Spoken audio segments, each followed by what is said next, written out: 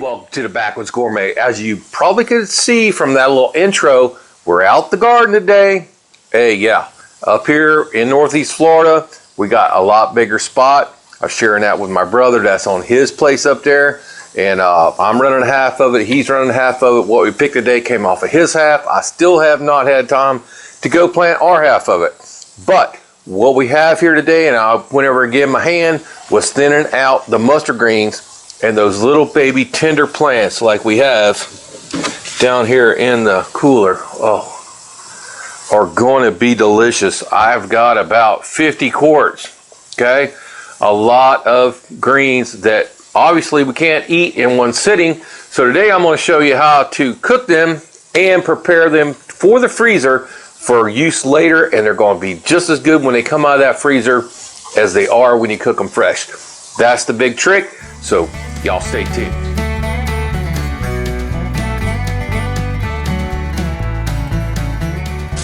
So over here in a big old cannon pot, we got bacon and we got some onions, and we're browning them onions, and they're just about right now. Okay, so what we're going to do is go ahead and we're going to start. Scoot my cooler over here. Going to go ahead and start dropping these guys, and they got plenty of water on them.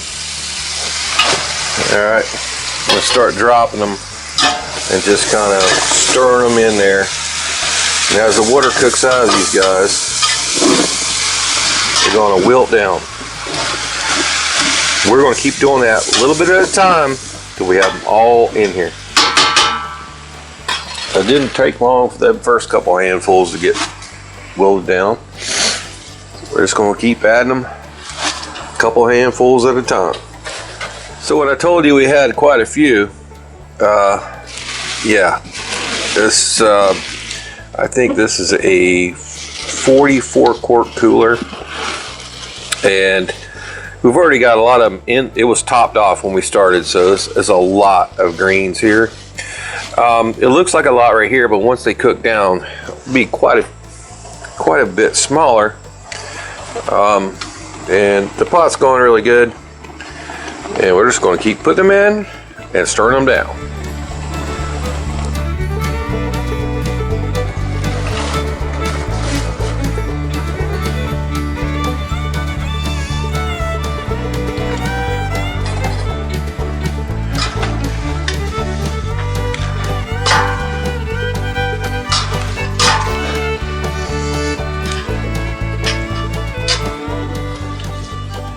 I guess it's important to note here, I'm not putting any water in here. We got a little root on that one. What we missed, we'll take that off. No, that's gonna hurt you.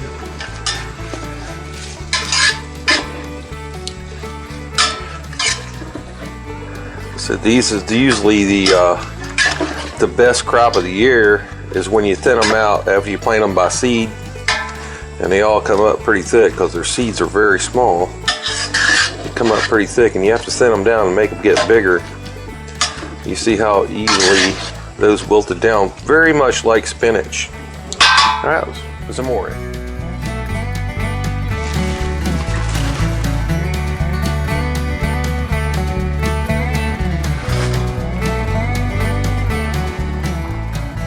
Okay, so I got all of my greens are in the pot now, pretty well mixed. We had bacon and onions with salt and pepper. And we browned the bacon, the onions in with salt and pepper on them as our base. Okay. Now it's coming up to a simmer. Now this big old porcelain pot, I don't have the lid for it, but we need to cover it. And what I do have is the big old 15-inch lod skillet, which will fit on top of it just like that, serve as a lid. Now I can cut my fire down, and we're going to simmer those for about an hour. So we let those go about an hour. I didn't add any water to them. Okay, that's just the water that cooked out of them right there, and that's going to make them, I'm sorry, bumped you there. I already gave them a little taste test. They're freaking awesome. Okay, so what we got to do now is just let them cool off, and then we're going to take them and put them up and get ready for the freezer.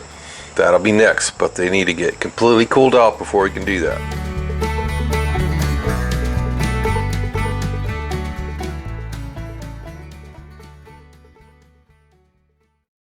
What we did was we fully cooked our mustard greens all the way to the point that they're ready to eat. Okay, they're fully seasoned, and just like they would be when you're going to put them on the table. All right, that's the trick to putting up mustard greens. You can't just blanch these things and put them in the freezer and expect them to come out later tasting worth a dang.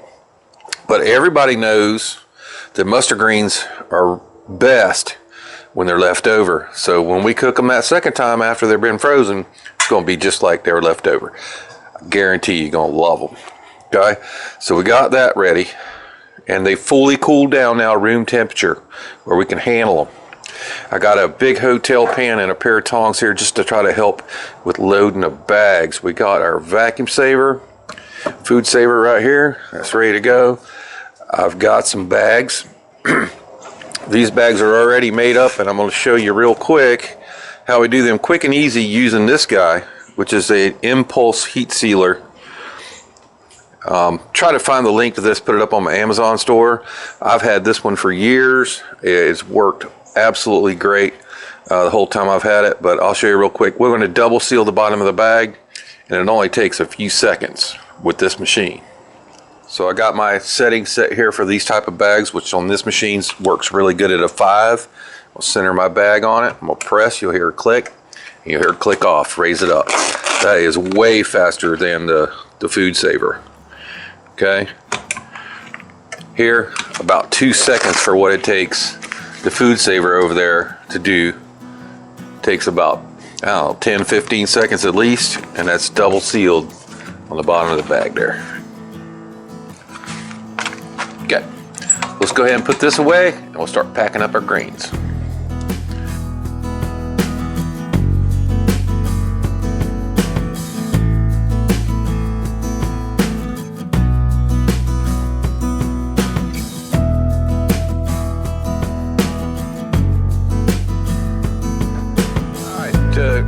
To help with the cleanup, I've laid a few paper towels down on the cutting board here, and I'm just going to grab a bag. It's going to be a messy process. I wish maybe one of these days I will invent something to help hold these bags open so that you can get your product in them without making a mess all over the place. But hence the reason for this hotel pan we have here, to catch all that. And I'm going to put mine at about as much as me and Mrs. Backwoods will eat in a sitting. So I'm going to keep mine about like that. And right now, I'm not going to worry about cleaning them up. I'm just going to start stacking them in the bag. And first, we'll concentrate getting all the greens into these bags. And I am leaving a lot of the water behind, but I want some of the water to come over. And like I said, it's a real pain in the butt getting them in there. God, they smell good though.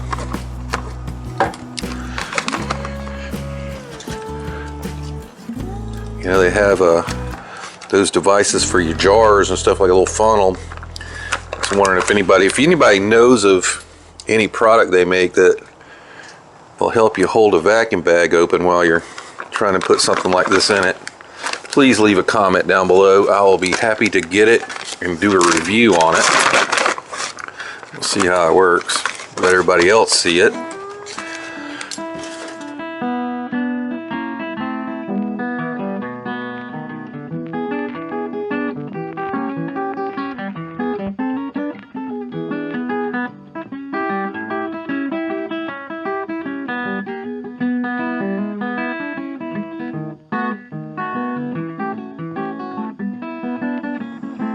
So these paper towels I had down on the countertop now, I'm just going to go ahead and grab all my bags. I'll lift them up. I'm going to slide that paper towel You could have probably done, I could have probably done this ahead of time. But under there, it helps soak up all that juice. But now we need to clean these bags up enough that we can get them sealed. So you're gonna have a little cleanup here to do on your bags. Wipe them down on the outside where all its juices drift all over them. And you have to go through every one of them and wipe down inside where your vacuum sealer is going to hit it. And that's going to help them seal. So once they're cleaned up like that, we'll set them back here. We'll keep doing the same thing to all the rest. So we're almost home, guys. So we can go ahead and make sure we got our little tray in there. And I'm gonna wipe this up just a little bit. I usually keep a paper towel down here. You got this particular food saver has this little tray to catch liquid, and you're gonna need that, believe me, because there's a lot of liquid in these bags. And we're gonna have to be Johnny on the spot to hit the seal button. Gonna close it and lock it.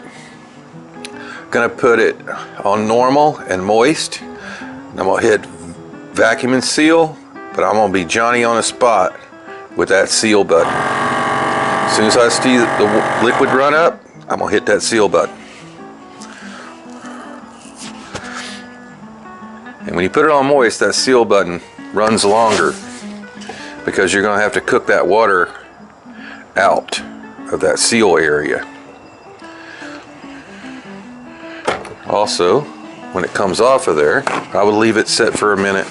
Make sure your seal is completely set. You pull a little water out into that tray. That's why we got it in there. All right. Now, if you don't have an impulse sealer like I do, then you're going to want to do this again. But you're going to wipe that area out above the seal from any moisture in there. Put it back on your seal bar. Alright, and that's why I like to use the impulse sealer, because there's a duty cycle on this seal bar on your food saver. After a while it'll just overheat and it won't ace seal. You have to wait for it to cool down. We're going to hit seal again. And there it went off. Leave it set a few seconds. Just make sure everything's good. Okay, it went way shorter that time because it's dry. So now the bag's double sealed. Now what I like to do is I'll just take it and I'll kind of squish everything out nice and flat so they stack up really nice in the freezer, just like that. Okay, and we're going to repeat that process with all the rest of them. So one more food saver tip I'm going to give you: don't store your food saver down that lock position. Okay, what that does is it compresses these seals top and bottom. If your seals are no longer sealing and your unit won't vacuum, I'm gonna leave you a card right here how to fix that for about $8. These things, the price keeps going up and up on them, and I know if you want to keep yours keeping on running without replacing it, you can check out that video. But these seals will last several years longer if you just store it in the down position and you don't press that lock button. So that big cooler of greens, we had dinner on them tonight, and I've saved some back for dinner tomorrow night. About 2 days in a row is about good for me. And we still got 5 more meals out of that nice cooler full. Those green you seen us picking back in the beginning of the video. So these are going in the deep freeze, and we'll be enjoying them for the next couple of months.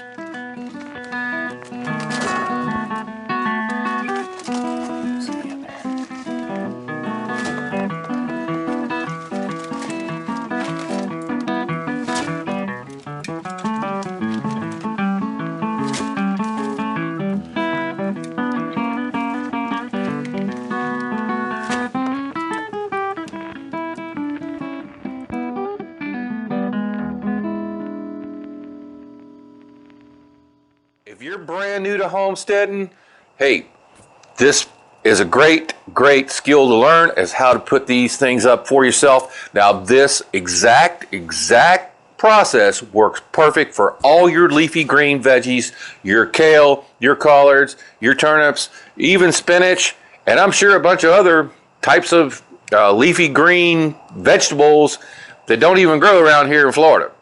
Okay, So that's some, really good skill to know that you can put those up and enjoy them for months. Because if you run a garden, sometimes you have that big harvest and you just can't eat it all. So it's great to be able to come back and enjoy that at a later date. And this is an awesome way to put those up where they're just as good when you bring them back out of those packs. And the other reason why we flatten them down that way, it takes way less time to thaw them. You just take them out, lay them on the table, they'll thaw beautifully for you.